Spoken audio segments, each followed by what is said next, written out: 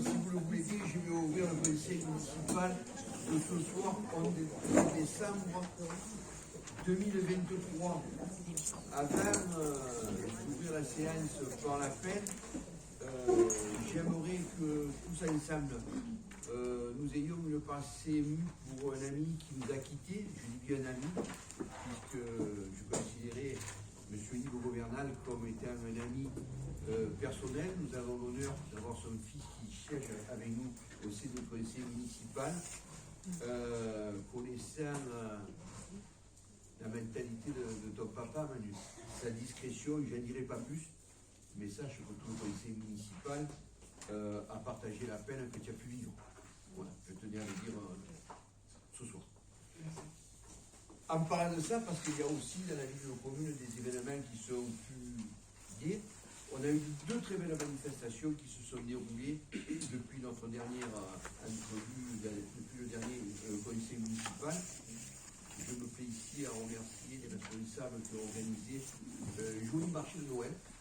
Ils n'ont pas eu de chance par rapport à la pluie, aux conditions météorologiques, avec un très beau feu d'artifice. Mais en fait, ça a été une très belle organisation et on ne peut que s'en féliciter. Donc un grand bravo à notre Saint-Éloi Saint-Denis qui nous a permis aussi de nous faire pour le 24 décembre une très belle descente des bergers avant la messe de midi. Et puis pas plus tard que samedi, on était nombreux à se retrouver, repas des retrouvailles.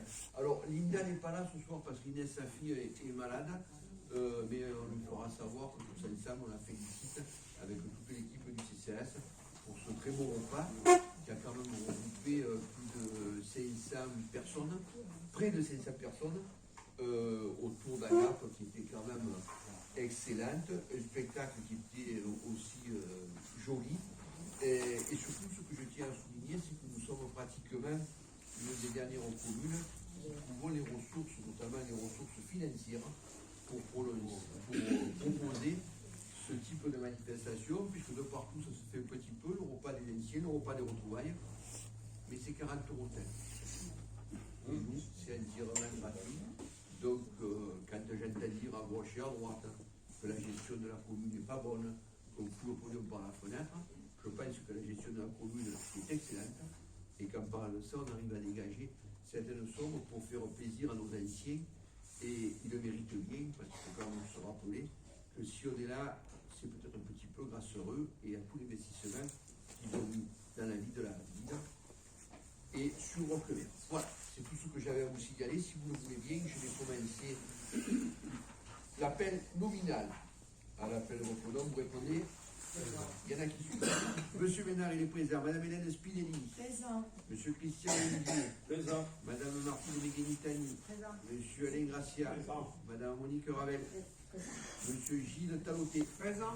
Madame Linda Sanabé-Cowan. Inès est malade. Procuration à toi, Hélène. Monsieur René Bucois. Présent. Madame Elisabeth Desperlian. Présent. Madame Éléonore Jain. Présent. Madame Catherine Dufault-Gisolfi. Présent. Monsieur Jean Puget. Présent. Monsieur Albert Pironti. Présent. Monsieur Gérard Saghetto. Présent. Monsieur Emmanuel Gouvernal. Présent. Madame Laurence Fouriot-Caladi. Présent. On m'a dit qu'elle était venue un pas du tout. Oui. Et c'est vrai. Ah, le corps même pas mal. C'est comme nous. C'est pas toi qui l'as dit. Monsieur, si vous ne connaissez pas, vous Madame Chantal Bison, procuration moi-même. Madame Jennifer Valory. Présent. Monsieur Jean-François Bigou. Madame Sandrine Gilet. Présent. Monsieur Amine Benelal. Présent. Monsieur Mathieu Bistagne. Présent. Madame Claire Navarro. Présent. Madame Zara Bouchala. Monsieur Éric Boulier. Présent. Alors là, ça va commencer à se compliquer parce que Madame Lina Friquière, procuration à Madame Navarro. Oui. Madame Josiane Picard, elle a fait une procuration à Madame Dossebon, laquelle Madame Dossebon n'est pas là. J'ai eu Madame Dossement au téléphone, elle me demande de l'excuser, elle est sur l'autoroute, elle est coincée. Elle risque d'arriver. Eh bien, en écoutez, retard. je vous remercie de l'information, puisqu'en plus d'être venu à Bentoufle, comme vous l'avez dit vous aussi, vous avez des informations que je ne tenais pas. Voilà. Le quorum est atteint, vous le savez aussi bien que moi. Monsieur Bistagne, vous êtes toujours Benjamin de la séance? Non, Toujours, ça va durer longtemps. tu prends le secrétaire de séance. Je t'en remercie. Dans les documents qui nous ont été envoyés par les services, vous avez eu le procès verbal du 16 octobre 2023. Y a-t-il des remarques ou des compléments à faire? Pas de remarques, pas de compléments. Je considère qu'il a été à l'unanimité. Il vous a été aussi présenté les décisions que j'ai été amené à prendre depuis le 16 octobre 2023. Des précisions, des commentaires. Monsieur Bouillet. Oui, juste la décision numéro 219, l'affaire oui, c'est un sujet. Alors, le monsieur au nom imprononçable, un soir tard, est tombé sur une route à Roquevert. Il nous demande, pour défaut d'entretien de la voirie, un petit peu plus d'1 million d'euros de dommages et intérêts. Bien évidemment, on est prêt à lui donner. Le jour où il aura fait la démonstration, et bien évidemment, l'accident a créé autant de dégâts chez lui, notamment par rapport au Saint-Piton qui me demande de lui rembourser. Bien sûr, la veille qui notre assureur a été saisi et il défendra l'affaire devant la justice. Merci. Nous accueillons avec plaisir Madame Dorsement, qui aura la procuration de Madame Picard. C'est ça. Merci. Ensuite, les marchés, ça va aller très vite concernant les MAPA, puisque depuis le 16 octobre, on n'a pas conclu de marché, donc il n'y a aucun souci. Si vous le voulez bien, on va tout de suite passer à l'ordre du jour avec une première délibération. Elle concerne les finances. Je passe tout de suite à la parole à M. Gilles Taloté. À toi, Gilles. Merci, monsieur le maire. Oula.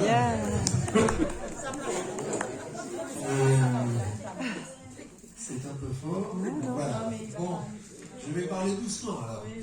D'habitude, j'élève la voix justement. Bien. Non, merci. Je ne sais pas encore tenir le micro.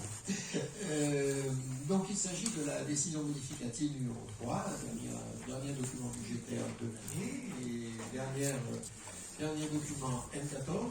Vous savez que le changement de nomenclature comptable l'an prochain, vous en avez déjà parlé plusieurs fois. C'est une petite DM. Je vous invite à vous reporter à la page 6 du document budgétaire, où vous verrez que l'opération s'équilibre à 7 629 €. Il s'agit tout simplement d'une intégration dans le patrimoine communal d'un TDC de voirie, en tout cas un carrefour, un élément de voirie qui était possédé par un particulier et qui nous a été vendu pour l'euro symbolique. Voilà.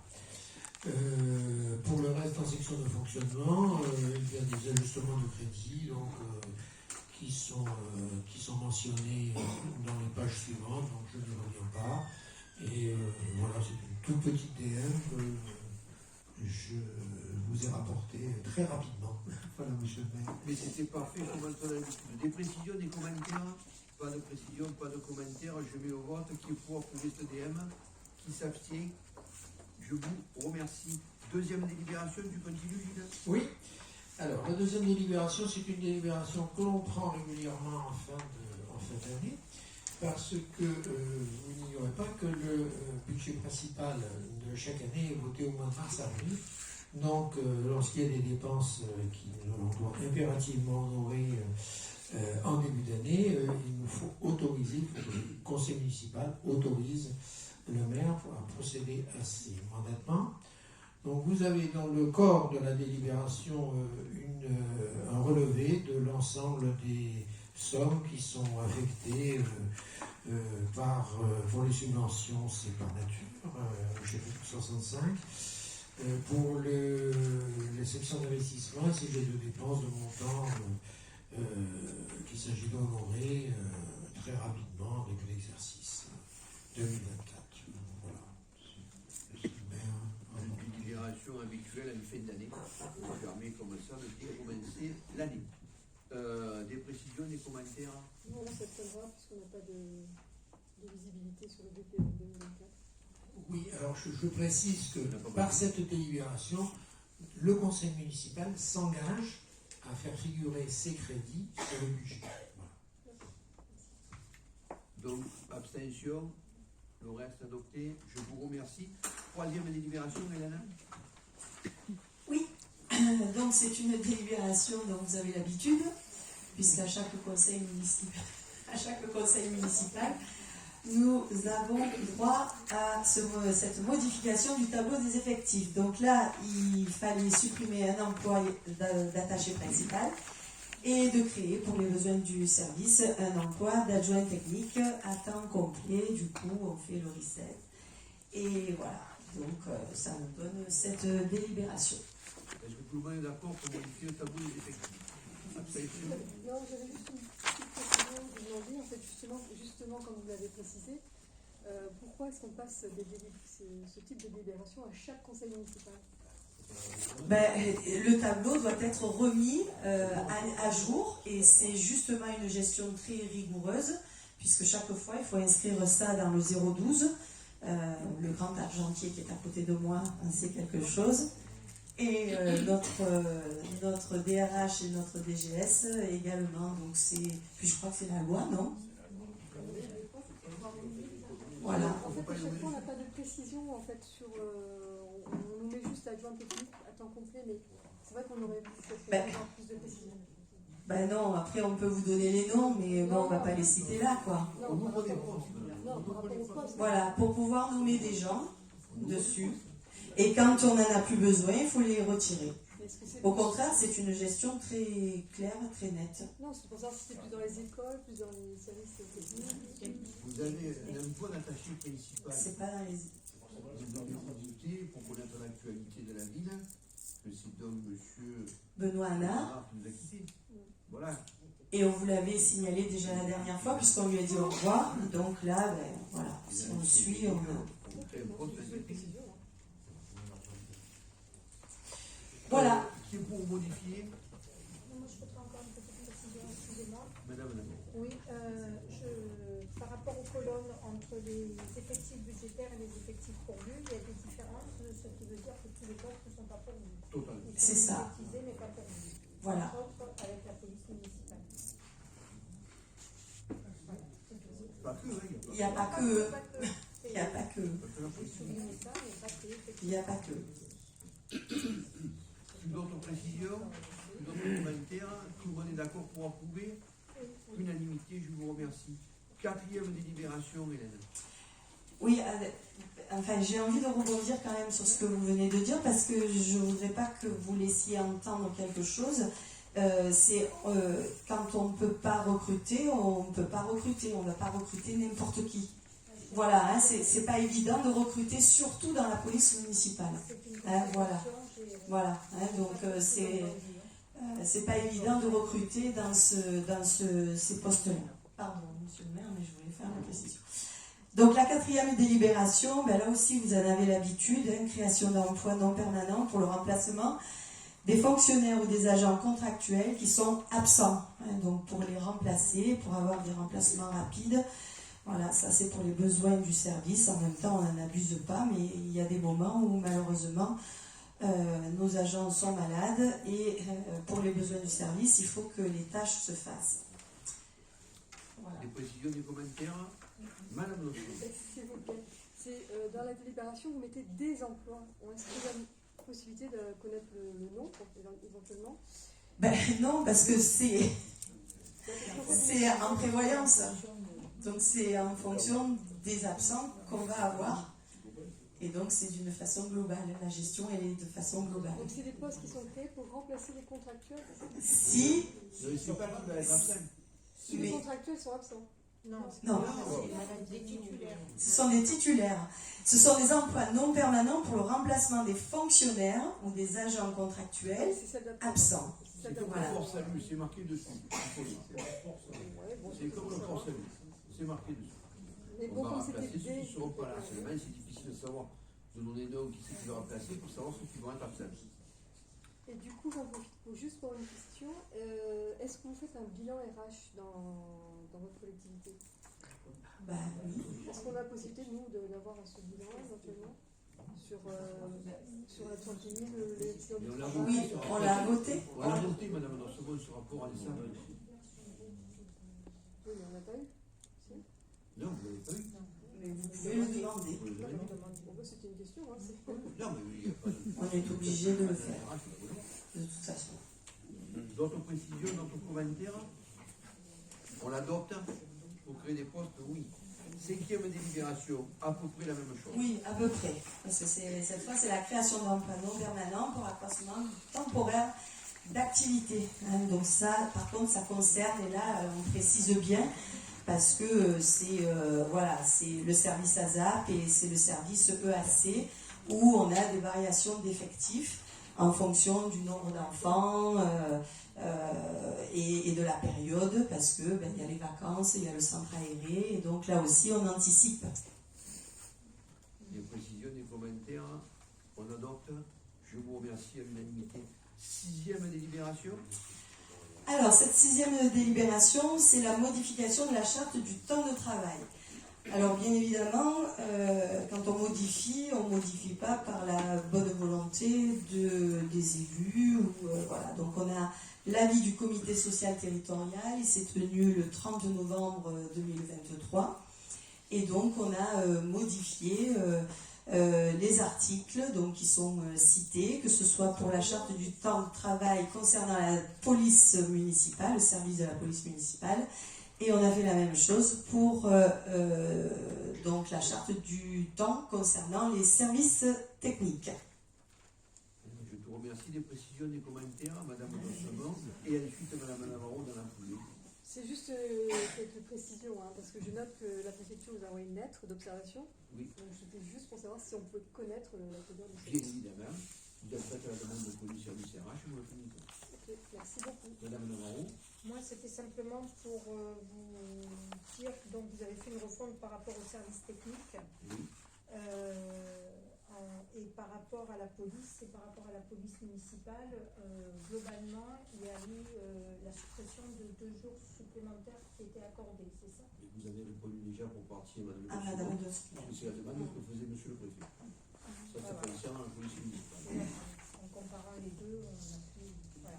Et par contre, vous n'avez pas renuméroté les paragraphes, il manque ou des paragraphes, ou alors ils ont été supprimés par un numéro. Dès demain matin, je convoque la DRH. C'est pas que la DRH. Je vous promets que la charte du temps de travail sera modifiée. Madame Sébastien, il est 8 ans au retard. Qui est d'accord pour modifier la charte du temps de travail? Unanimité, je vous remercie. 7e délibération, Hélène. Alors, je continue. Cette fois, c'est l'adhésion à la convention au pôle santé. Alors, pour bénéficier de la prestation médecine professionnelle et préventive du travail, il convient d'adhérer à la convention de prestation de services du CDG, le centre donc, de gestion des Bouches-du-Rhône. Et donc, c'est ce que nous allons faire. En signant donc la convention pour une durée de 2 ans. Et donc il y a une participation bien sûr de la commune qui est fixée à 65 € net de taxes par agent. Et donc ça c'est pour la médecine professionnelle et préventive et 2 452 € pour la mission d'inspection de l'ACFI. Une précision, des commentaires? Pas de précision, pas de commentaires. Tout le monde est d'accord pour adhérer à cette convention? Unanimité, je vous en remercie. Hélène, après tu peux avoir une coup. 8e Oui, délibération. j'ai soif. Alors la 8e, elle était très intéressante parce que je vais vous la décliner. En fait, les employeurs aujourd'hui publics ont l'obligation de mettre en place en interne un dispositif. Ce dispositif, c'est le signalement des actes de violence, de discrimination, de harcèlement moral et sexuel et d'agissement sexiste. Et donc la commune a fait le choix de confier la mise en place de ce dispositif donc au CDG qui lui en fait a choisi d'externaliser donc cette prestation au cabinet Allo Discrim. Et donc comment ça marche? Eh bien en fait c'est une plateforme dématérialisée, elle est sécurisée. Accessible donc à tous nos agents qui pourront faire des signalements de façon anonyme et confidentielle Donc les situations seront bien sûr étudiées par des professionnels et une fois que ce sera étudié, ils devront apporter en fait des solutions avec des plans d'action, des dispositifs de soutien psychologique, des enquêtes administratives éventuellement. Et si pour eux, ils pensent que la plainte ou le signalement donc, est recevable, eh bien, en tant que nous, employeurs, nous serons donc mis au courant également pour apporter éventuellement des solutions. Voilà, donc bon, je vous laisse, je pense que vous avez tous lu la délibération. C'est peut-être pas la peine que je développe plus, mais en tout cas, c'est un vrai plus pour nos agents. Des précisions, des commentaires, Madame Dossement? Oui, alors ça sera plutôt une précision et avec la casquette conseillère départementale, pour rappeler que le conseil départemental a ouvert une maison de la discrimination à Marseille, boulevard de la Libération, oui. Et préciser aussi. Boulevard du Général Montrichet.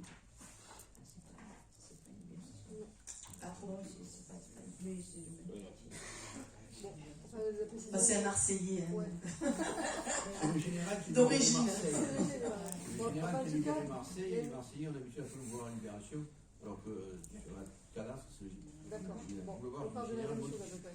C'est pas grave, c'est pas grave. Voilà, c'était la même chose, mais c'était juste pour préciser qu'il y avait cette maison ouverte et demander si c'était possible, puisqu'on a sur le lien de le site et le e-book, on a des liens, style maison de la justice, la DIL, tout ça. Est-ce qu'on peut rajouter effectivement cette maison de la discrimination? C'est un lien qui permet de... Mais vous voulez le mettre sur le site de sur le site de la ville? Ah oui. Voilà, c'est juste pour pouvoir faciliter l'accès. Vous faites une demande en contenu au service com, bien évidemment on le fera, Madame Dossement. Oui, Si ça c'est peut pour vous, diriger à hein, une c'est... maîtresse, c'est pas nous qu'on va dire le contraire. Que je fasse une demande, c'est ça? Oui, bien sûr. Ben oui. Discrimination. Oui, là Oui, c'est bien sûr, autre oui, chose. c'est Là ça. c'est pour les agents. Ça va sur l'agent. Là, c'est une Là, précision.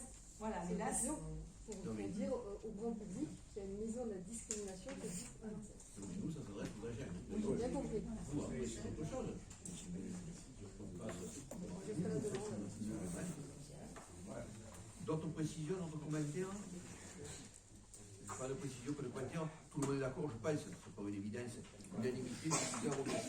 La 9e délibération est le Morovier. Vous savez que dans le cadre du projet Valtram, ce dernier va être alimenté par de l'électricité. Et c'est pas mon ami Jean Sabine qui me contredira si je dis que sur une ligne de 14 km environ, il faut des sous-stations pour bien évidemment remettre du gasoil dans la machine. Donc là, on va créer un transformateur. Pour créer ce transformateur, il fallait une petite parcelle de terrain. Alain, mon ami, est allé avec les services à métropole. Ils ont déterminé derrière la salle municipale Raymond Reynaud où placer ce transformateur. Et donc, on va leur vendre pour l'euro symbolique 143 mètres carrés de manière à mettre la sous-station à ce niveau-là. Des précisions, des commentaires? Pas de précision, pas de commentaires. Nous sommes d'accord qu'on va dans l'euro symbolique, unanimité. Je vous en remercie. La 10e délibération, elle concerne l'acquisition de parcelles de terrain. En réalité, pour ceux qui connaissent bien Roquevert, et vous le connaissez tous, il s'agit du transformateur désaffecté depuis ad aeternam, je crois que c'est comme ça qu'on dit en latin. Et au bout de pas mal de procédures, 3 ans de procédures, le SMED, qui était l'autorité concédante, a décidé donc de céder pour l'euro symbolique ce transformateur désaffecté à la commune de Roquevert. Donc je vais vous demander de m'autoriser pour l'euro symbolique à récupérer cette parcelle. Des précisions, des commentaires, unanimité. Je vous en remercie. Peut-être la délibération, et bien la délibération la plus importante de notre conseil, la 11e délibération. Oui, monsieur le maire. Ah oui, je l'ai. Voilà. En effet. Ouais. ça fonctionne. Bien, donc il s'agit de l'approbation d'un avenant numéro 1 à la Convention de dette récupérable relative aux compétences transférées entre la commune de Roquelaire et la métropole. Donc tout ceci, c'est bien compliqué pour vous expliquer, pour vous rappeler ce que je vous ai expliqué la dernière fois dans le cadre de la CLEC, c'est-à-dire qu'on a des compétences qui sont transférées de la commune à la collectivité métropolitaine, et puis il y en a certaines qui sont revenues, donc qui avaient été transférées et qui sont revenues dans la compétence, dans le giron de commune.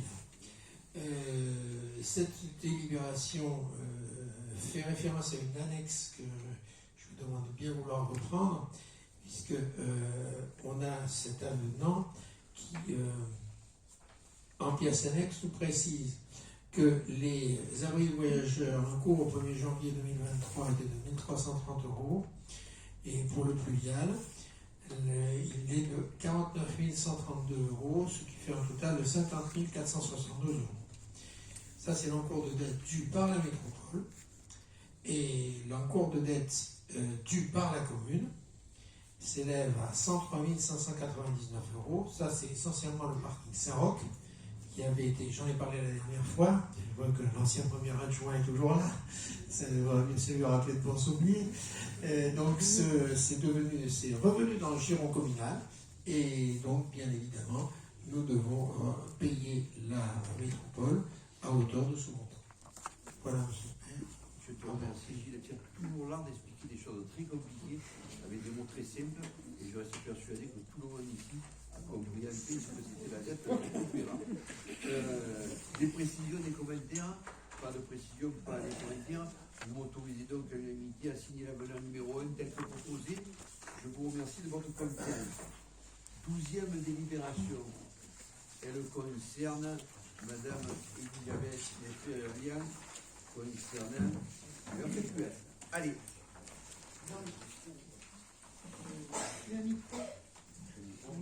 Ça, c'est la bouteille.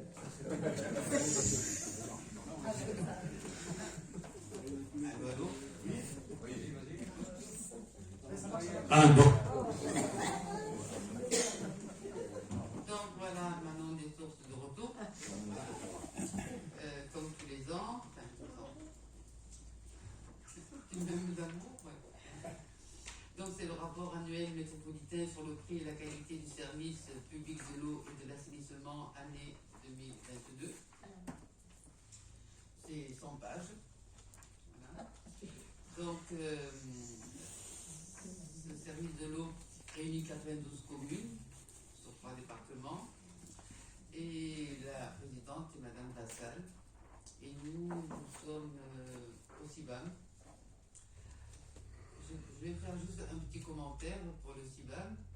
Je vois souvent sur les réseaux sociaux, excusez-moi, il faut que je le dise, sur les réseaux sociaux que nous n'avons rien fait pour garder notre régie de l'eau, et surtout de quelqu'un qui faisait partie de la commission, qui a toujours été là, et qui a eu des difficultés, et que la métropole a gagné.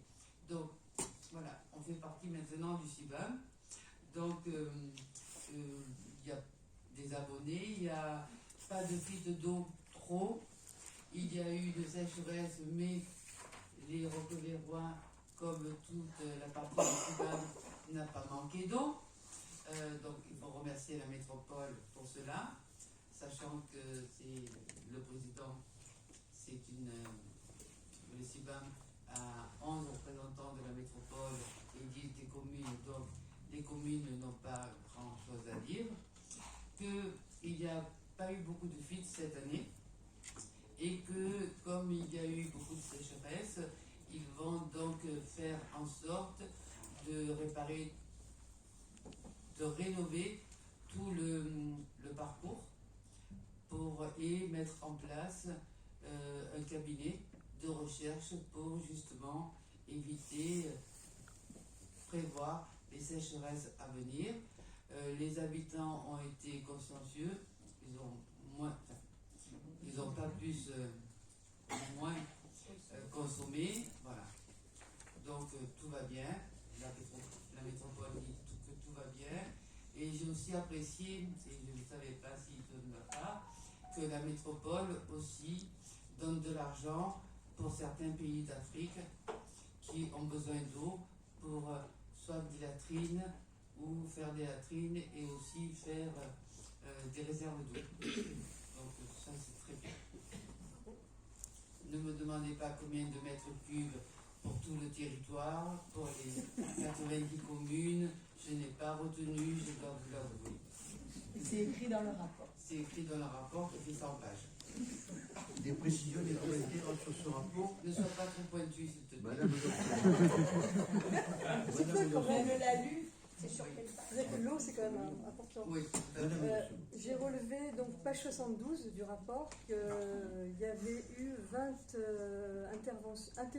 interruptions de services non programmées, ce qui est beaucoup par rapport aux autres communes, c'est-à-dire qu'on est quasiment la seule commune à avoir 20. Les autres autour de nous, chez nous, c'est alors maxi, ce sera Guérasque 6, Destrousses 1, enfin bref. Donc c'est beaucoup. je n'ai pas compris. Excusez-moi. Il y a eu 20 interventions non programmées d'intervention sur le site d'eau. Oui, donc rappelez-vous, Madame de Soumont, que notre réseau est très vieux. Voilà. Et que C'est bien pour ça qu'il faut absolument J'espère qu'avec la métropole, vous êtes en collaboration. Oui, oui. Parce que ça fait quand même, on a un 71% de rendement Oui. sur le réseau, alors que la majorité c'est 86%. C'est ça. Donc Donc, il y a quand même quelque chose à voir. Et donc ma question, oui, ça découle, c'est le cas de dire, que le réseau est en mauvais état. oui, et nous sommes dans une zone très argileuse. Parce que finalement, ça fait quand même 9000 cubes. Mètres cubes Oui. par jour de perte d'eau. Oui. Donc c'est beaucoup.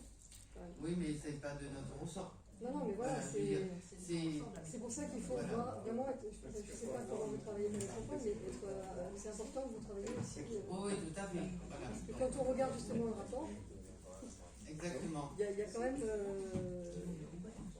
du travail de rénovation. Oui, mais il y a de nombreuses communes. Hein? On est, Non, mais c'est vrai que c'est pas bon, c'est d'être, hein. nous, on ne peut rien faire. On ne peut rien faire. Madame de Saumont, que peut faire la commune? On va travailler, je ne sais pas quel type comment vous allez travailler avec la métropole, mais c'est vrai que c'est important de leur signaler. Alors, je vais reprendre la parole tranquillement, parce que, bien évidemment, ma fonction de premier magistrat me fait siéger au conseil d'administration du CIBA. Ce qu'il faut savoir, c'est que le réseau de Roquevert n'est pas un réseau qui est pourri, passez-moi l'expression, c'est simplement un réseau qui est vieillissant. Preuve année qu'en 2017 ou 2018, que nous avions la gestion de l'eau, chaque année, une partie des excédents de fonctionnement qui étaient dégagés permettaient à la fois d'alimenter le budget principal et aussi, bien sûr, de rénover des canalisations qui le méritaient. Il se trouve qu'on a eu des phénomènes de sécheresse qui étaient beaucoup plus importants que sur les autres communes. Et de par la vieillesse de nos canalisations, le sol il bouge. Et il s'est produit plus qu'ailleurs des effets de cisaillement qui ont fait qu'on a eu des ruptures à l'eau. Donc c'est pour ça qu'il y a eu des coupures d'eau. Et puis elles sont veilles, on ne peut pas dire que ce soit énorme. Parce que ce qu'il faut voir aussi, c'est que quand on compare, j'ai fait un petit peu de mathématiques, d'algèbre, de trigonométrie, et mes différents professeurs me disaient toujours, n'ajoutez jamais des carottes avec des navets, des poireaux. La problématique, c'est que le réseau de Roquevert est un réseau de 90 km linéaires. Donc on peut imaginer, bien évidemment, que sur 90 km, il y a beaucoup plus de chances d'avoir une fuite que si vous en avez sur 1 mètre. Si vous faites 90 km en voiture, vous aurez plus de chances d'avoir un accident, ce que je ne vous souhaite pas, mes amis, que si vous faites 100 mètres. Et donc, voilà une des premières explications. Assez similine, mais en voilà, 90 km. La deuxième, c'est les pourcentages. Il faut se méfier des pourcentages. Les mêmes professeurs me disait que s'il ne fallait pas ajouter des carottes, des vallées et des poireaux, il fallait se méfier du pâté de grive. Parce que le pâté de grive, si vous mettez une grive avec un cheval, il y a 50% de grive, 50% de cheval. Mais en réalité, vous bouffez plus de cheval que ce que vous bouffez de grive. Et les 71%, c'est exactement la même chose. C'est-à-dire que l'on compare l'eau qui a été comptabilisée par rapport à l'eau qui a été facturée. Et bien évidemment, on a des écarts. Et moi, ce RPQS, je l'ai survolé, mais je serais curieux, et je le ferai, de demander à mon ami Frédéric Carnot, le directeur du CIBAM, comment il peut trouver un réseau qui a un rendement à 71%, alors que quand il était sous gestion municipale, il y a 4 ou 5 ans, on était à plus de 80%. Donc il faudra qu'on me fournisse une explication. Où j'ai mal lu, où j'ai mal retenu, en ce qui me concerne, j'ai un rendement de 82,34%. Pour l'année. Comment? Donc écoutez, si vous le voulez bien, s'il y a d'autres explications, je les fournis. J'ai aussi d'autres exemples Non, mais c'est culinaires. parce que voilà, à la lecture du rapport, hein, c'est tout.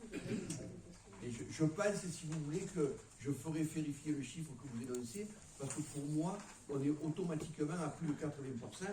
On n'a pas pu perdre 15% de rentabilité sur un réseau.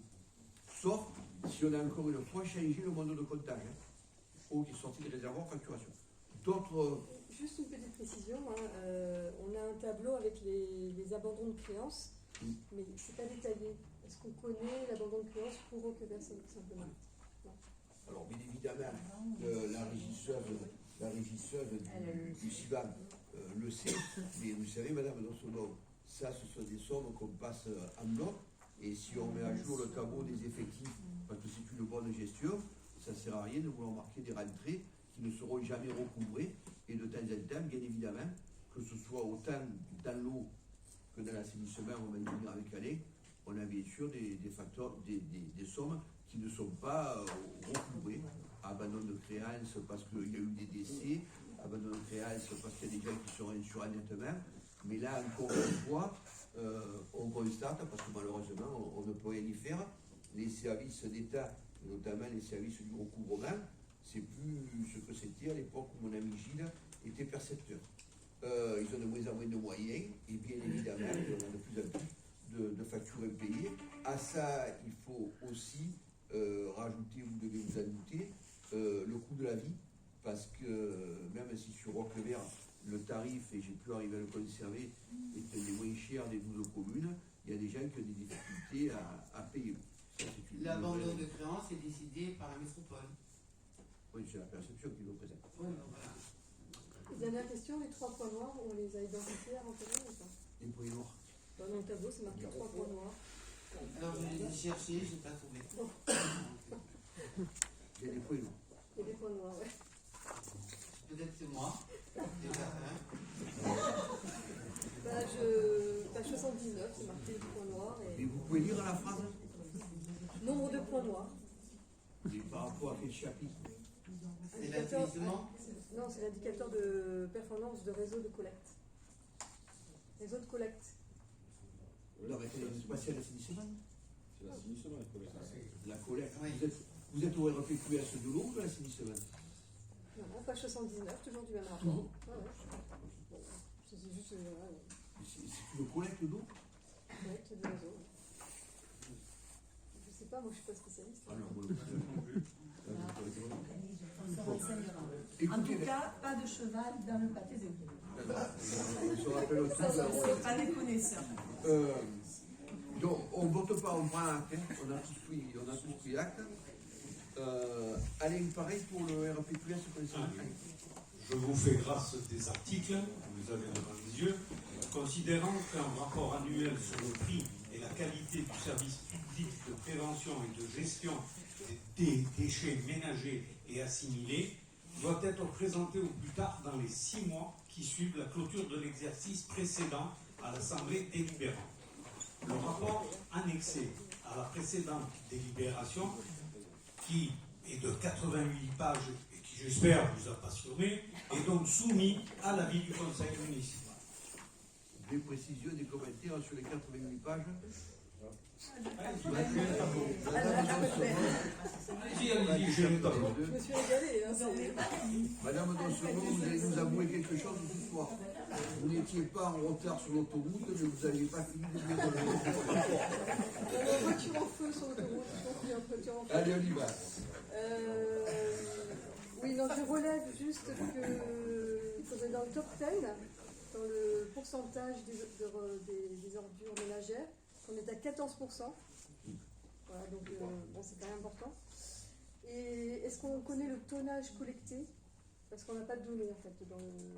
Pour recollecter, c'est marqué 0. Aucune idée, madame. Aucune idée. C'est une compétence qui nous a échappé depuis Je des peux siècles. vous dire qu'on est 1 900 000 habitants.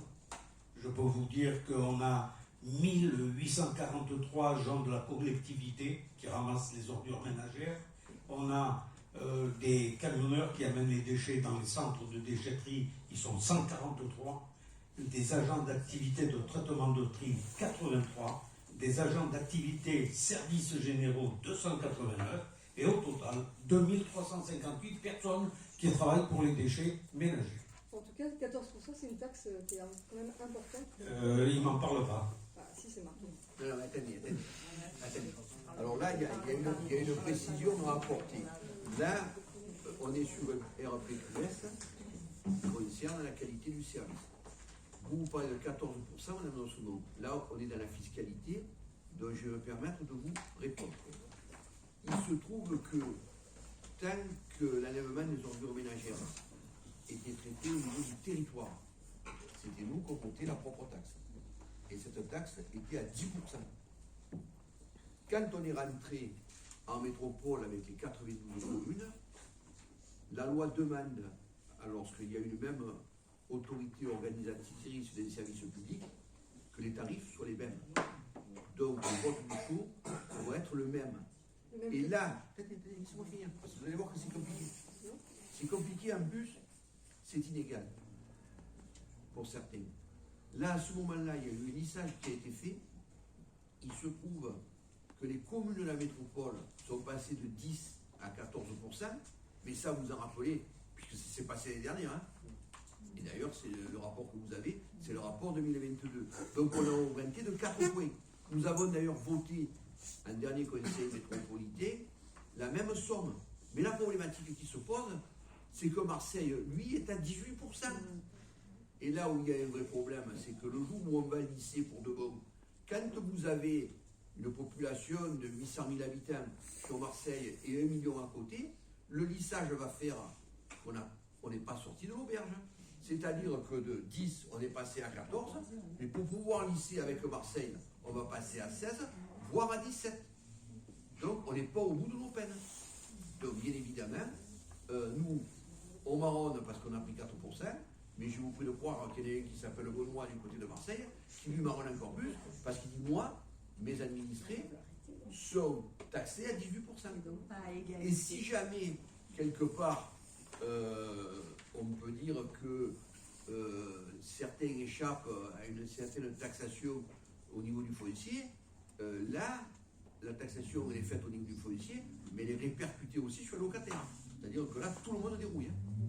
Donc, il y a un vrai souci, vous n'avez pas parfaitement raison de le signaler, au niveau de cette taxe. Elle est complètement unique à l'heure actuelle, et dites-vous bien que les Marseillais ont 4 points de plus par rapport à nous. Mais on ne va pas tarder à les rattraper. Alors pourquoi dans le tableau que j'ai sous les yeux, il y a des communes à 9,50 et d'autres à 14?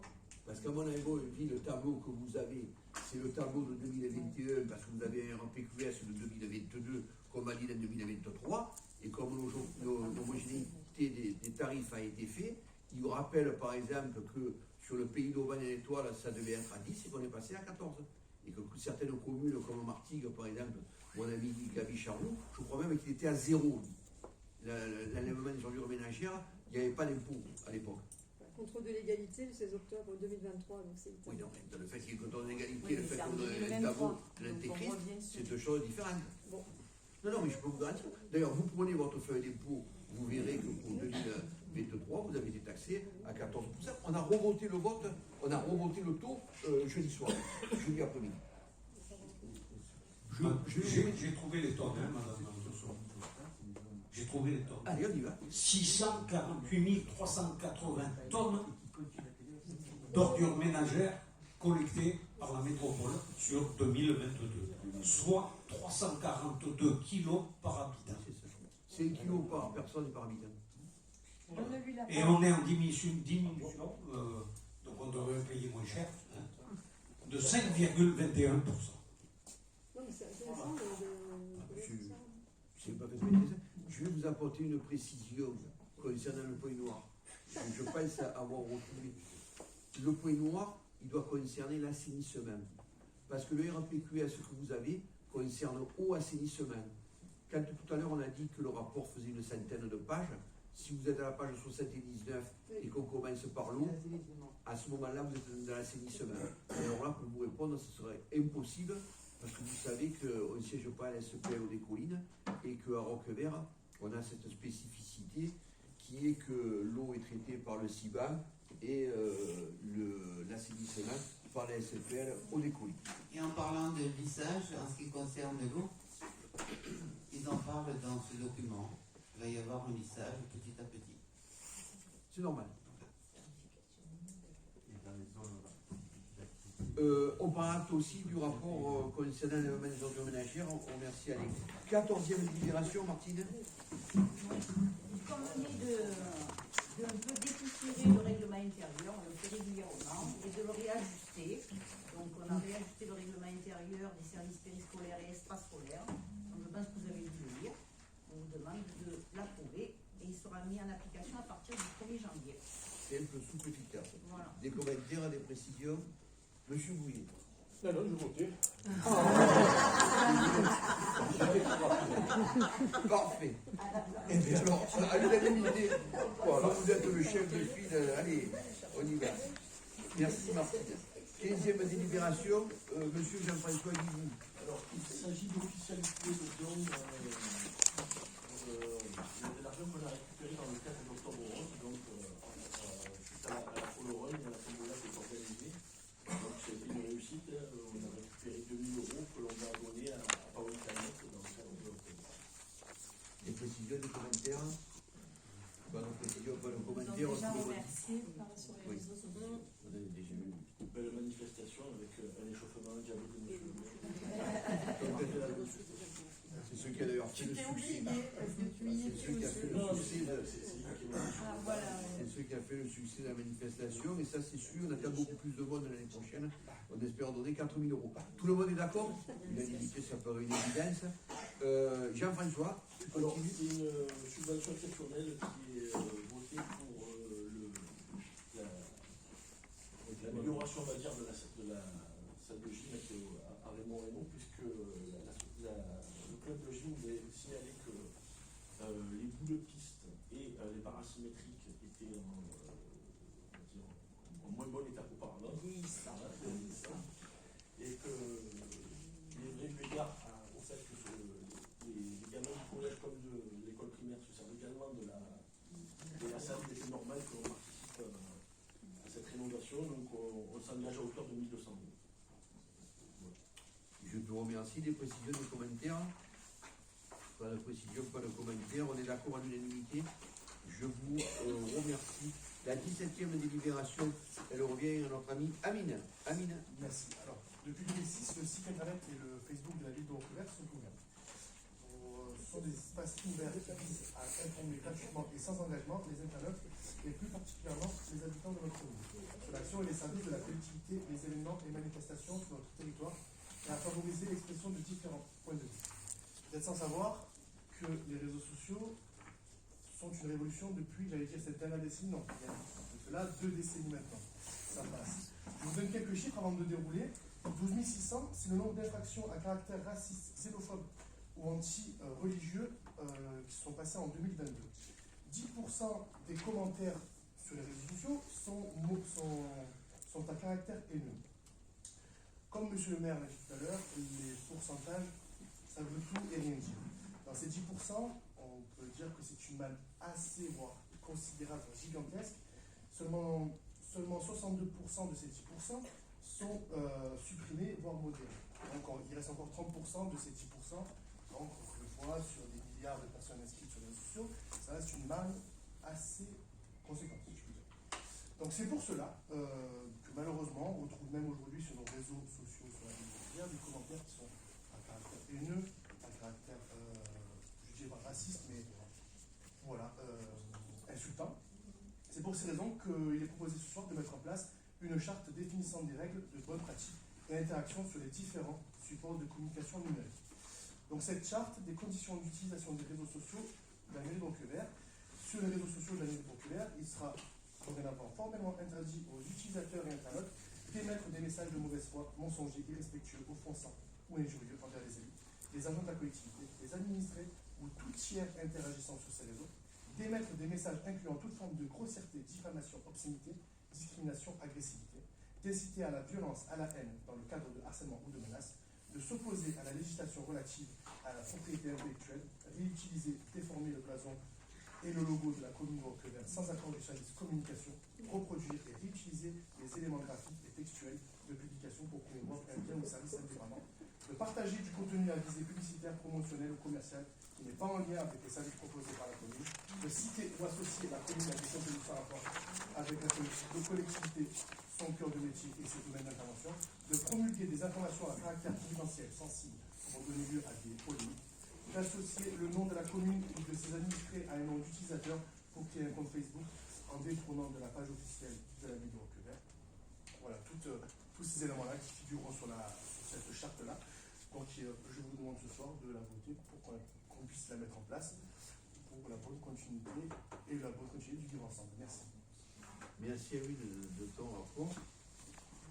Il a fait, c'était pas évident de le faire parce que c'est une très grosse délibération très importante. Des précisions, des commentaires, Madame Dossegon. Évidemment, on est pour cette charte. Par contre, je me demande quelles conséquences ça aura pour celui qui va il va être injurieux ou qui va. Il va continuer parce que c'est une charte. Tout à fait naturellement, comme ça s'est passé pour mon auguste personne, on portera plainte. Et puis ensuite, on déroulera tranquillement. Le fait d'avoir fait une charte, ça permettra. Ça rajoutera. Parce qu'en fait, la charte, c'est bon. Ça rajoutera. C'est noté dans le cœur de la délibération aussi, c'est marqué toute personne ne respectant pas ces consignes élémentaires du bien vivre ensemble peut se voir empêcher toute interaction avec les comptes de la commune. Ils seront bloqués sur les réseaux sociaux ou sur les comptes de la commune pour ne plus interagir sur son réseau. Et ça, vous pouvez déjà le faire. Oui, mais au moins il y aura une charte. On voulait mettre en place cette charte pour justement la bonne visibilité. Si certaines personnes viennent se plaindre avant cette charte, ça aurait été contre-indicatif de justement se justifier de cette action. Maintenant qu'on le met en place, c'est inscrit. Voilà, c'est inscrit, c'est comme la loi. Oui, la loi est dure, mais c'est la loi. Non, mais c'est pas pareil. Là, juridiquement, c'est aucun poids. C'est pas comme la loi. Comment? C'est pas comme la loi. C'est juridiquement, ça n'a pas de poids. C'est une charte, ok. C'est un point sur le fait que, vu que maintenant on le promulgue, en quelque sorte, derrière, tous les commentaires seront vus et regardés, modérés, dans le sens où s'il y a un caractère raciste, haineux ou insultant, la ville de Roquevert pourra s'en servir pour attaquer ou poursuivre la personne. On a de nombreux faux comptes. C'est la mode. Donc effectivement, là, à partir du moment où on a de faux comptes et où des personnes se permettent de dire certaines choses, on se dit que d'abord, quand on veut dire des choses, on assume. Et si on n'assume pas, eh bien on n'assumera pas sur le compte de la ville non plus. Madame Bossegon, je rajoute, moi ce qui me fait peine, je parle en dehors en général, c'est l'anonymat sur les réseaux. Aujourd'hui, une personne peut se sentir très puissante derrière un faux compte et derrière un ordinateur. Et derrière, pour moi, ça amène une certaine forme d'incivilité qui peuvent s'amener sur le terrain. Je parle que ce soit en tant qu'élu, mais pour vous, en tant que conseiller départemental, vous êtes, j'espère pas pour vous, mais visé par des menaces ou même par des insultes. Et je trouve que pour le bien de la démocratie, pour le bien de tout le monde, pour le bien-être, le bien vivre ensemble, je répète, je trouve ça totalement ignoble. Voilà. Je tiens à le préciser. Qui est d'accord pour valider cette charte? Je vous en remercie, unanimité. Député à notre délibération, Alain. Tout simplement, je ne vais pas vous lire complètement ça. Nous avions une borne de recharge pour véhiculer électrique à l'angle de la mairie, et lors de la démolition du pont Castellan, malheureusement, le câble a été arraché. Donc, pour l'instant, Enedis nous a mis un câble de 400 volts en volant, il est sur le mur, et il nous propose de faire une convention avec nous pour faire une tranchée de 46 mètres et enfouir cette ligne. Ils nous donneront quand même cette servitude et consentie sur la base d'une indemnité unique des forfaitaires de 46 euros. La convention déterminant le droit et obligation de chacun sera entérinée par un acte notarié à la charge d'Enedis. Ça, c'était important. Précision du commentaire, je pense que vous êtes d'accord pour accorder l'unanimité, je vous en remercie. 19e délibération, Mathieu? Oui. Donc, c'est des délibérations qu'on a l'habitude de passer, c'est la dénomination des voies. Donc, celle-ci concerne la voie, la demande des riverains. La voie qui commence à partir de la Zac-Saint-Estelle qui se finit à Impasse, au niveau du centre commercial de le Maléna. Donc, d'une longueur de 54 mètres et d'une largeur de 4 mètres pour une surface de 216 mètres carrés. On aurait beaucoup d'impasses des pommes. Pour une voie plus Mathieu, je te remercie. Des précisions, des commentaires? On y va pour les pommes? On y va pour les pommes. L'unanimité. 20e délibération, Gilles. Oui, il s'agit de renouveler nos marchés d'assurance qui arrivaient en fin de vie à la fin de cette année. Et nous étions bien sûr relativement inquiets pour le résultat de cette consultation, puisque tout le monde a su que suite au remboursement important des catastrophes naturelles et des émeutes, on s'attendait à ce que les prix flambent. Et nous n'avons pas été déçus. Donc la consultation comprenait 5 lots. Le marché était alloti en fonction des spécificités de chaque risque. Donc le lot numéro 1, donc les lots sont détaillés, dommage aux biens, responsabilité civile, protection juridique, flotte automobile, cyber risque, je n'y reviens pas. Donc nous avons eu une consultation par le biais d'une commission d'appel d'offres, puisque nous passions le seuil des marchés.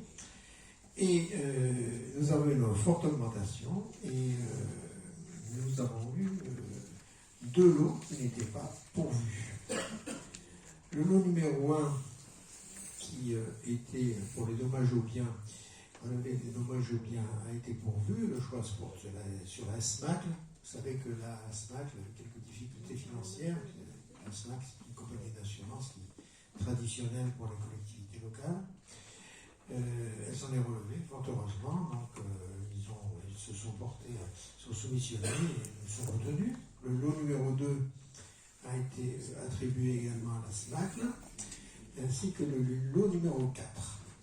Par contre, le lot numéro 3 de la protection juridique n'a pas été pourvu, puisque nous n'avons eu aucune soumission. Et quant au lot numéro 5, cyber-risque, on a eu une soumission, mais l'offre a été jugée irrégulière par notre assistant à la porte. Donc, au total, nous avons une augmentation sur les lots qui sont pourvus, un delta de près de 50 000 euros. Nous payions précédemment 24 000 euros et nous arrivons à 71 000 euros. Nous dépassons même les 71 000 euros. Restent les 2 lots qui ne sont pas pourvus, pour lesquels nous avons consulté via notre assistant maîtrise d'œuvre des compagnies et nous attendons leur proposition et on espère évidemment que nous serons assurés au 1er janvier 2024. Mais pour l'instant, c'est en cours et je ne peux pas vous en dire plus. Voilà, monsieur le maire. Je te remercie. Des précisions, des commentaires? Madame Dossou. Juste une précision, c'est que j'ai pas eu le bon ordre du jour parce que moi, c'est la 20e délibération, c'est la motion de maintien de la grade de donc j'ai pas eu le temps de regarder cette. Eh oui, le problème, c'est que vous avez un moyen de. C'est Annie qui remplace, et même à quelques heures, 1 heure de difficulté. Il y a 2 ans, effectivement. Le saumon a du l'encre. Le nom qu'il délivre.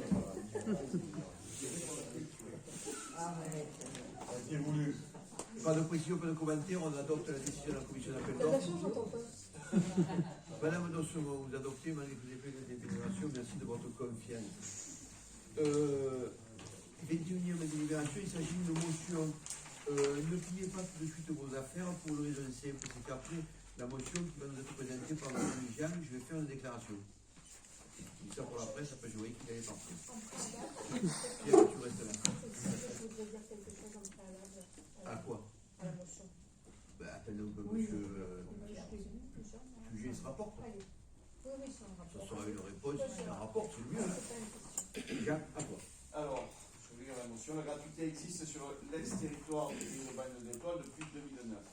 Ce libre accès au transport en commun a été financé par le versement mobilité grâce à un prélèvement en pourcentage sur la masse salariale des entreprises de plus de 11 salariés. Cette disposition n'est pas un impôt supplémentaire pour les ménages, mais bien une redistribution des richesses créées par le travail. Le bilan de cette gratuité sur notre territoire est remarquable. La fréquentation a été multipliée par 3, passant de 2 millions d'utilisateurs par an à 6 millions. Le libre accès au transport public est en effet une incitation forte à leur utilisation. Les incivilités ont cessé, les conditions de travail des chauffeurs se sont nettement améliorées, les jeunes, la population active et les retraités se sont appropriés leur service public de transport. La gratuité est un choix de société où la collectivité décide de garantir un droit. Comme l'éducation, la santé et en pays de Bagne de l'Étoile, les transports en commun. Bien sûr, rien n'est gratuit. Il faut trouver des financements pour compenser la part du ticket que payent actuellement les usagers, mais c'est possible. La démonstration a été faite depuis 2009 dans nos communes de la vallée de l'Yonne. Ainsi, en 2003, les utilisateurs ont économisé 70 € par mois et par personne, le coût actuel du pass intégral de la métropolitaine. Aujourd'hui en France, 38 réseaux de transport gratuits existent dans des communes de toute sensibilité politique. 2 millions de personnes bénéficient à l'heure actuelle de la gratuité de ces réseaux de transport, hors SNCF, et la métropole de Montpellier instaurera au 21 décembre, dans quelques jours, ce libre accès à l'ensemble de son réseau de transport métropolitain. C'est donc bien une décision politique qui peut être prise par notre métropole qui est finançable, notamment par l'augmentation du versement mobilité à la hauteur de celle de l'Île-de-France, qui est actuellement à 2,95% au lieu de 2% pour notre métropole, et qui va passer d'ailleurs pour Paris à 3,25%. C'est un enjeu de développement durable, car pour répondre aux préconisations du GIEC, l'objectif d'atteindre la neutralité carbone en 2050 en France passe par la nécessité de diminuer la part des véhicules individuels en circulation en favorisant l'utilisation des transports en commun. La gratuité en est une incitation forte et nous savons qu'avec la mise en place de la zone à faible émission sur Marseille notamment, c'est 50% des véhicules existants actuellement dans la métropole qui ne pourront plus circuler dans Marseille, donc il y a des Roquemérois qui ne pourront plus aller dans Marseille. Il est donc nécessaire de faciliter l'utilisation des transports en commun pour compenser cette perte de mobilité automobile. La gratuité est une mesure sociale et environnementale.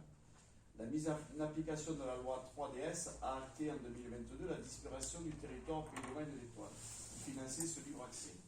La métropole est la seule autorité compétente pour organiser et financer les transports à l'heure actuelle, mais elle n'a toujours pas affirmé sa volonté de maintenir la gratuité sur les 12 communes du Pays de Bagne et de l'Étoile. Par cette motion, le conseil municipal de Roquevert, réuni le 11 décembre, adresse à la présidente de la métropole Aix-Marseille-Provence sa demande de voir perdurer la gratuité des transports dans les communes du Pays de Bagne et de l'Étoile et, dans un souci d'égalité, de réfléchir à son extension progressive aux autres communes. Je vous remercie. Les précieux des points de dire, je crois que je vais vous donner la parole. Voilà, moi ce que je voulais dire d'abord c'est une remarque générale. Je trouve très bien la gratuité des transports, ça c'est pas un problème et je suis d'accord pour approuver cette motion, mais sur la forme il y a quelque chose qui me dérange, c'est le fait qu'on l'a avec les papiers du conseil municipal. Une seule fois depuis qu'on est élu, on a reçu une motion bien avant, pour nous demander ce qu'on en pensait et pour nous demander si on avait des choses à rajouter ou si on pouvait participer à l'élaboration de cette motion. Je pense que ça, c'est pas un choix politique, c'est pas un choix je suis dans l'opposition, j'y suis pas, c'est quelque chose qui peut se décider en commun. Après, on est d'accord, on n'est pas d'accord, c'est autre chose. Mais je pense qu'on peut discuter. Voilà, donc j'aurais préféré l'avoir en amont pour pouvoir répondre. quand j'ai voulu répondre, c'était vendredi soir, je me suis dit c'est tard, bon, donc je vais te dire ce que je pensais par rapport à ça. Moi personnellement, donc je le redis, je suis d'accord pour la gratuité et je l'approuve totalement. Par contre, je trouve que quand tu dis cette disposition n'est pas un impôt supplémentaire pour les ménages, mais une redistribution des richesses créées par le travail, d'accord pour les ménages, mais par contre, je trouve que c'est très politique comme phrase. C'est une décision politique. Madame Navarro, la question est politique. La question n'est pas politique là. Dans ce cas-là, c'est pas parce En que. 2009, c'était une position politique. En 2009, c'était une position politique, les communes de gauche qui ont porté cette gratuité. Aujourd'hui, par rapport à l'environnement, à les évolutions, je pense que c'est quelque chose qui évolue fortement et qui ne devient plus une position politique, mais une position de collectivité. Et bon, on rappelle toujours que la politique, c'est la vie de la cité. Donc, mais la vie de la cité, c'est pas forcément non plus de toujours prélever davantage sur les entreprises. Il y a la métropole qui peut éventuellement. C'est pas dans le budget de la métropole, mais je pense que tout le monde peut mettre la main à la poche pour conserver cette gratuité. Voire pour l'étendre, comme tu le dis. J'entends, mais aujourd'hui, il y a un gros débat sur l'évolution du versement mobilité. Oui. Il est ouvert. Toutes les grosses métropoles qui ne sont pas celles de Paris commencent à réclamer cette augmentation et être traitées comme la région parisienne. Donc aujourd'hui, c'est quand même quelque chose qui aussi devient apolitique de demander l'augmentation du versement mobilité. Et alors oui, il est écrit, et ce que moi je porte aussi, qu'effectivement, c'est pas un impôt sur les ménages, c'est une distribution de richesses créées. Et je pense qu'aujourd'hui, dans la société, les patrons, sans faire de politique, ont besoin aussi de mobilité. Et l'inversement mobilité, la particularité, c'est qu'ils peuvent aussi intervenir sur la construction du réseau de transport. Donc, ils ont tout intérêt, et sur Aubagne et Pays de l'Étoile, ils étaient vachement impliqués pour avoir une évolution par rapport à ça. Je rajoute aussi qu'avec la gratuité, les patrons sont aujourd'hui, les patrons entre guillemets, les chefs d'entreprise, je ne veux pas être, mais c'est les patrons, sont obligés de payer 75% du truc. Et les gens qui ont un abonnement, voilà, ils sont obligés de payer 75%. Donc la gratuité, ça leur évite aussi ça. Donc c'est quelque chose qui n'est pas complètement rejeté par les patrons. À Montpellier, les patrons, ils applaudissent les deux mains. On dira les employeurs, parce que la commune est soumise au versement mobilité, bien évidemment, en tant qu'employeur. Et attention, Madame Navarro, quand vous ne voulez pas taxer les professionnels. Je n'ai pas dit ça. Là, vous déformez mes propos. J'ai dit que je ne veux pas les taxer davantage. C'est différent. Voilà. Et il faudrait faire appel à la métropole. Ne perdons pas de vue que la principale ressource de la métropole, c'est les professionnels. Ce sont les professionnels. Ils vivent en vie avec la contribution foncière économique. Donc, sur cette base-là, c'est très difficile. Il faut bien prendre l'argent là où il y en a. Et malheureusement, bien souvent, c'est toujours les mêmes qui payent. Voilà. Madame Adolphe. Juste rajouter, parce qu'effectivement, ça a été mis en place en 2009, mais aujourd'hui, en 2023, moi qui travaille à Marseille, je mets par exemple 1 heure, 1 heure et demie pour faire 30 km. Donc je pense qu'on a un gros problème de mobilité. Alors à l'époque, peut-être c'était entre guillemets dogmatique, idéologique, tout ce qu'on veut, mais aujourd'hui on se rend compte que la mobilité est un vrai frein, en tout cas même pour les entreprises. Donc, ça me fait du bien de voir que sur ce type de débat, on a presque une parfaite unanimité. Pas forcément pour les raisons, mais et j'ai été conforté dans ce sentiment quand la semaine dernière, samedi matin, nous sommes rendus à plusieurs à un débat sur la gratuité à la salle du Bras d'Or Aubagne, où monsieur le maire de Cluj a affirmé haut et fort qu'il était pour la gratuité de transport. Et Laurent Guège, qui était ce jour-là le porte-parole de M. Gérard Gazet, le maire d'Aubagne, a affirmé exactement la même chose. Et je me satisfais aussi qu'au niveau du cabinet de la présidente Vassal, que vous connaissez bien, parce que je crois qu'elle est aussi conseillère du département, on se propose de réfléchir à la gratuité sur notre territoire, puisque Martine a annoncé jeudi après-midi qu'elle allait faire une nouvelle étude pour voir comment ce dossier pouvait prospérer. Voilà. Alors, j'espère qu'elle n'est pas dans l'esprit de Georges Clemenceau qui disait que lorsqu'il voulait enterrer le problème, il ouvrait une commission. Et que, bien évidemment, dans quelques temps, on aura un débat qui nous a été promis entre tous les élus et en parallèle de ça, les associations, pour pouvoir y travailler de manière à essayer d'obtenir la gratuité sur le territoire du Pays de Bonne-Étoile, puisqu'on l'a déjà, mais aussi étendu aux autres communes, parce que pour ceux qui ont suivi depuis tout à l'heure, je rappelais que quand il y avait une même autorité organisatrice pour un même service public, tous les tarifs devaient être alignés. Vous conviendrez avec moi que concernant la mobilité, ce n'est pas pour le cas à l'heure actuelle, puisque nous sommes le seul territoire à bénéficier de la gratuité des transports pour l'instant, pourvu que ça dure. Pour l'instant, on passe Juste à rajouter une précision, pas une précision, mais dans le débat, on a eu, alors, dans le cadre d'une association, rencontré le préfet de région, Christophe Mirman, qui nous dit clairement que pour lui, le fait qu'il y ait la gratuité sur Aubagne et pas ailleurs, c'est inégalitaire.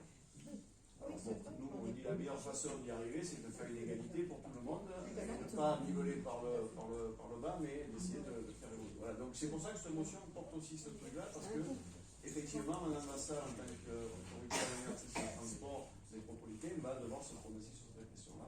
Je pense qu'il faut bien qu'on insiste sur l'égalité, et ça répond, vous dites, nous sommes effectivement, aujourd'hui, au-delà des enjeux économiques, il y a les enjeux environnementaux qui sont très forts. On arrive à prendre l'autoroute aussi le matin. On adopte cette motion à l'unanimité. Adoption, je vous en remercie. Avant de clôturer ce conseil municipal, j'ai une information à donner à l'ensemble justement de notre assemblée. Le 16 novembre 2020, la municipalité avait reçu une lettre de monsieur le préfet fixant des objectifs de construction concernant les logements sociaux. Les chiffres qui étaient demandés à l'époque étaient la construction sur 3 années de 336 logements, dont 101 logements en PLAI, avec un maximum de 67 PLS. Silence radio, le 13 mars 2023, monsieur le préfet m'a envoyé une lettre faisant le bilan de la production des logements sociaux. Bien évidemment, les objectifs n'ont pas été atteints, puisque nous avions produit uniquement 102 logements, et on n'était donc pas bon déjà en quantitatif, et en qualitatif, nous n'avions fait que 34 PLAI et 49 PLS. Et dans la foulée, donc, comme les objectifs n'étaient pas atteints et qu'on menaçait la commune du pire sort, j'ai écrit une lettre le 5 avril 2023 où j'ai sollicité un temps d'échange avec monsieur le préfet de manière à pouvoir expliquer la situation particulière de la ville de Roquebrune. Je me suis déplacé avec notre première adjointe en préfecture. Nous étions accompagnés d'un cadre responsable du logement au niveau de la métropole, et monsieur le préfet Cordier devait nous recevoir. Alors préfet, parce qu'il a le titre de préfet, c'était en son temps le secrétaire général de préfecture. Il n'est jamais venu. Ça peut arriver de ne pas venir à une réunion, surtout que ce jour-là il tombait les cordes. Mais ces services étaient là, et on a pu, pendant près d'1 heure et demie, expliquer l'ensemble des contraintes qu'on avait sur la commune de Roquebrune. Je ne vais pas refaire le déroulé ici, les fondements, l'inondation, les terrains qui sont trop chers et tout.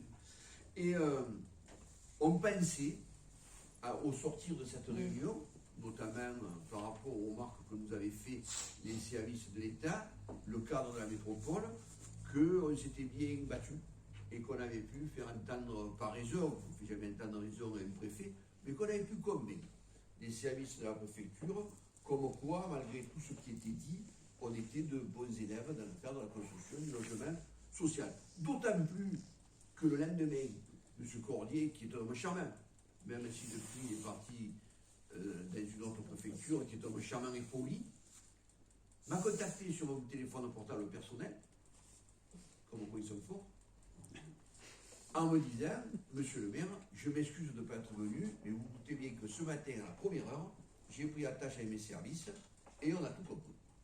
Donc moi, quand on me dit qu'on a tout compris, je pense qu'on a tout compris.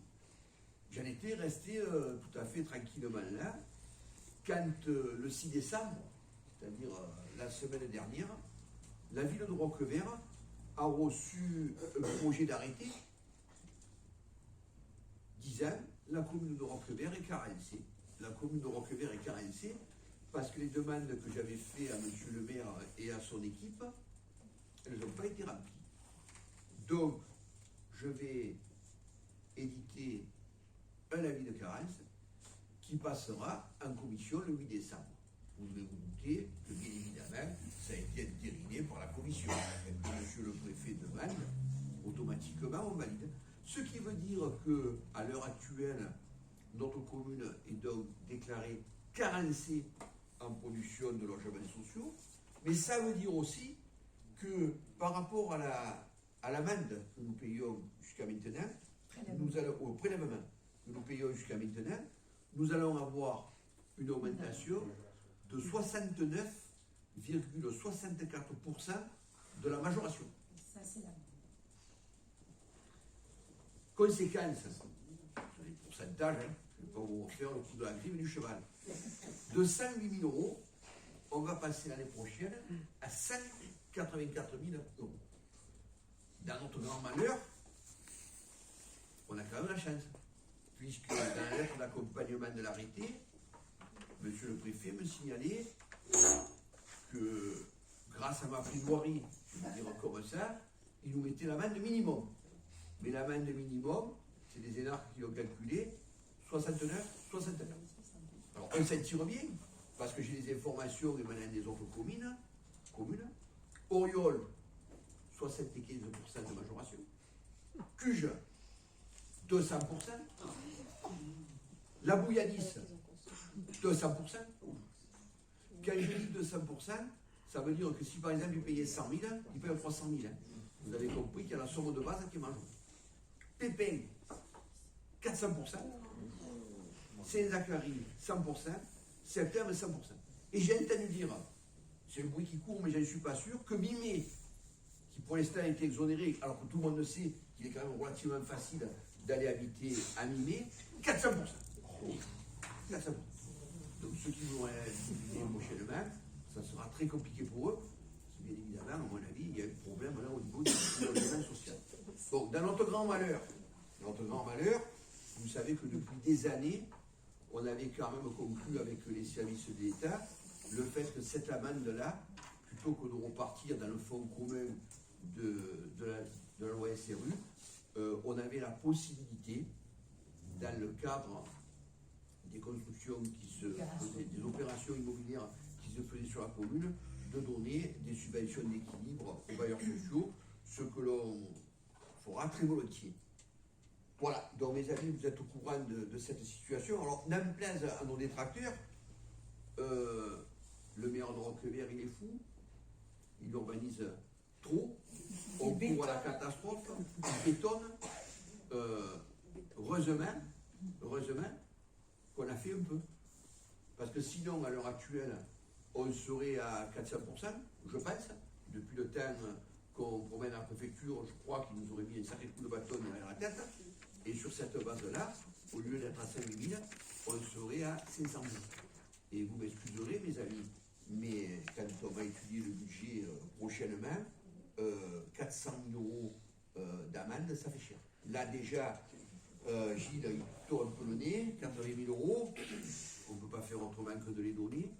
Mais donc j'engagerai toutes les personnes qui font des commentaires souvent désobligeants sur l'urbanisation de la ville, d'être très modérés, parce que comme je le dis très souvent, quand on connaît les dossiers, le maire en matière de logement social ne fait pas nécessairement ce qu'il veut et on a des obligations. Et je crois que 40 maires comme moi qui ont été déclarés, comme nous, excusez-moi, qui ont été déclarés en carence, 40 communes qui ont été déclarées en carence, ils vont bien s'apercevoir qu'ils ne font pas ce qu'ils veulent. Sachant que, bien évidemment, sur les 112, 119 communes que compte notre département des Bouches-du-Rhône, tout le monde est concerné. Mais attention à une chose, la loi SRU ne s'applique uniquement aux communes de plus de 3500 habitants. Ce qui veut dire, par exemple, que Michel Lin, il n'est pas trop grand, le maire d'Andestrous, mais il a senti passer le vent du boulet parce qu'il est juste d'y passer et il a eu une tolérance.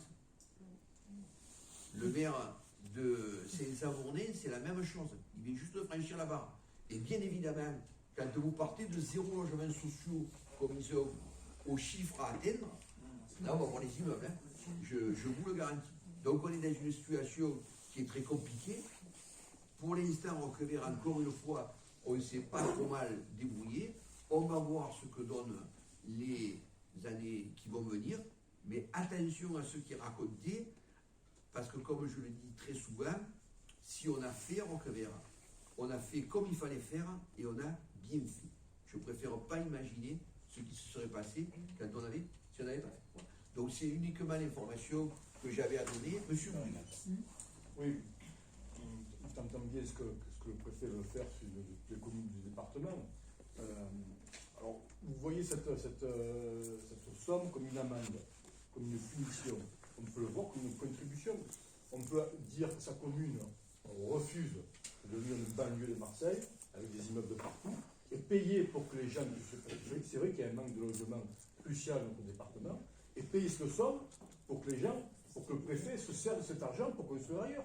Vous le vivez comme une amende. Vous le vivez de toute façon, vous l'avez payé à la merde chez les autres. Alors, vous avez, ça. donc pourquoi vous parlez de la merde? Mais parce que la façon dont vous parlez. Moi, je refuse de vivre dans une commune qui va ressembler dans quelques années à ce que vous avez fait à l'entrée du village, avec des immeubles de partout, sans d'arrêt, avec 131 logements qui va être livré à Quito, pour même plus circuler sur n'importe où. Donc, ça, non, mais laissez-moi finir. Vous le voyez comme une punition. Vous pouvez très bien le voir comme une contribution. D'ailleurs, cette somme, vous le versez à l'ONG Méditerranée depuis le début. Donc, de cette façon, vous le payez. Vous le levez du budget et vous le donnez. Donc, voilà.